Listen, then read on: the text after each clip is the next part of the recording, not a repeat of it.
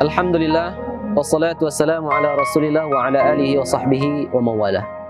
Rasulullah sallallahu alaihi wasallam bersabda, "Thalathu da'watin mustajabat." Ada 3 doa yang diijabah oleh Allah Subhanahu wa taala, la turad, yang tidak akan ditolak oleh Allah Subhanahu wa taala. Di antaranya adalah da'watul walid ala waladihi. Doa orang tua kepada anaknya. Hari ini kita mungkin akan berbicara tentang manajemen marah. Karena banyak orang tua hari ini, ketika mereka memarahi anak-anak mereka, secara tidak langsung mereka telah mendoakan kejelekan kepada anaknya. Ketika mereka nakal, secara tidak langsung mereka telah menyampaikan sesuatu yang membuat mereka mungkin bisa gagal di masa yang akan datang. Contohnya saja, ketika kita memanggil anak kita, maka dia tidak menyahut. Terkadang orang tua dengan mudah mengatakan, "Tulis sajalah telingamu itu." Para ibu, para orang tua, hati-hati. Bisa saja ungkapan ini akan diaminkan oleh Allah dan dikabulkan oleh Allah menjadi sebuah doa. Ada sebuah kisah seorang ulama yang bernama Imam Zamakhsyari. Imam Zamakhsyari ini di masa kecilnya adalah seorang yang nakal. Dan sekarang kita mengenal beliau adalah ulama tafsir yang memiliki sebuah karangan luar biasa, spektakuler di bidang tafsir, yaitu Al-Kasyaf. Ya. Di masa kecilnya, beliau itu adalah anak yang nakal. Diriwayatkan bahwasanya beliau itu memiliki seekor burung pipit yang kakinya dia ikat dan selalu dia main-mainkan. Sehingga suatu kali burung ini terbang menghinggap ke dedahanan pohon. Maka karena dia itu tidak bisa turun, maka Imam Zamakhsyari ini menarik tali tadi yang diikat di kakinya dengan sekuat-kuatnya, sehingga pun burung tadi patah kakinya dan jatuh mati tersungkur. Maka ketika itu dilihatlah apa yang dilakukan oleh Imam Zamakhsyari ini oleh ibunya. Maka ibunya mengatakan dengan marahnya, "Wahai Zamakhsyari, semoga Allah mematahkan kakimu layaknya engkau mematahkan burung tersebut." Ini adalah ungkapan kemarahan seorang ibu.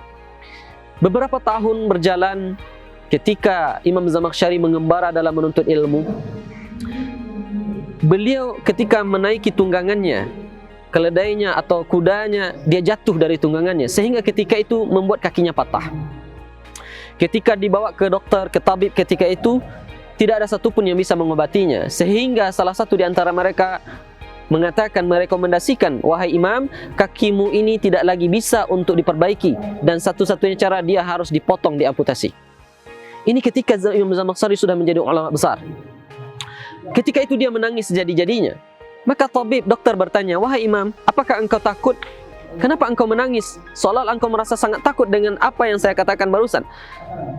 Imam Zamakhsyari mengatakan, "Bukan itu yang saya tangisi. Saya ingat peristiwa beberapa tahun yang lalu ketika saya anak-anak.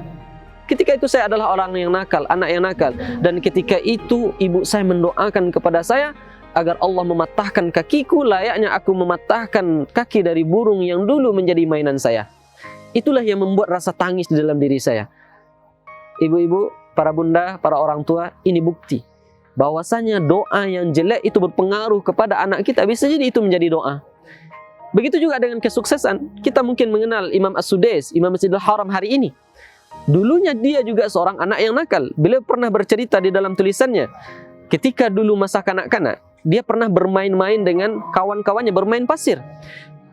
Pada saat itu ibunya dan keluarganya lagi mempersiapkan hidangan yang sangat banyak untuk menanti menunggu tamu kehormatan.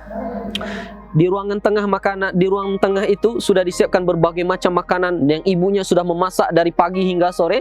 Dan ketika itu Imam Zamakhsyari bermain-main pasir dengan kawannya, lempar-lemparan pasir. Dan kawan Imam Sudais ini lari ke dalam rumah dan Imam Sudais membawa pasir di tangannya dan melemparkan pasir tersebut kepada kawannya, dan habislah seluruh makanan yang dihidangkan oleh orang tuanya.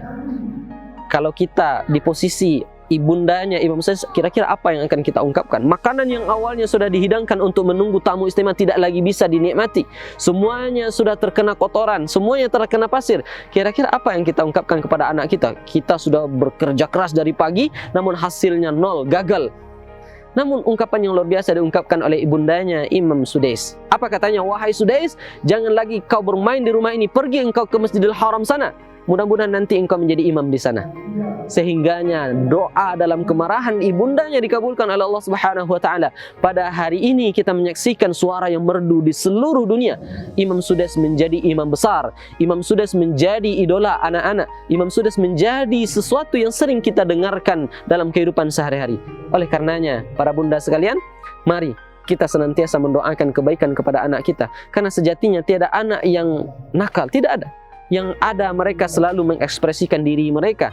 Dan yakinlah mereka suatu saat jika kita nasihati dengan cara yang baik dan kita doakan, dia akan menjadi anak yang baik. Dia akan menjadikan anak yang sukses. Mungkin hari ini belum nampak, namun yakinlah 10 tahun yang akan datang, 20 tahun yang akan datang, mereka akan menjadi sukses. Dan di antara penyebab kesuksesan mereka itu adalah doa seorang ibu. Subhanakallahumma bihamdika, asyhadu an la ilaha illa anta, astaghfiruka wa atubu ilaik. Assalamualaikum warahmatullahi wabarakatuh.